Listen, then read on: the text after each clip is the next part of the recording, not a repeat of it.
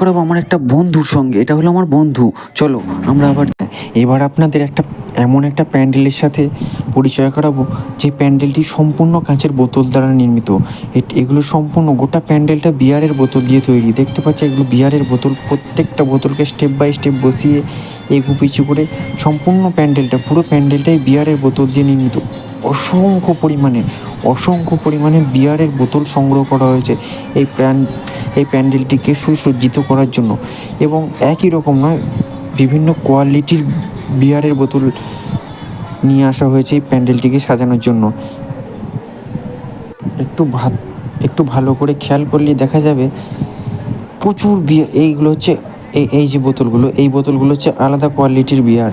অর্থাৎ শুধুমাত্র বিয়ারের বোতল, অর্থাৎ কাঁচের বোতলের ওপর ভিত্তি করে এই প্যান্ডেলটা নির্মিত। ভালো হয়েছে, যে হারে বিয়ার খেয়ে সব রাস্তার মাঝে বোতলগুলো ভেঙে রাখে, তার থেকে এইভাবে প্যান্ডেল করাটা অনেক বোতলকে কাজে লাগানো গিয়েছে। এদের এই প্রচেষ্টাটা সত্যি অসংখ্য ধন্যবাদ জানাতে হয়।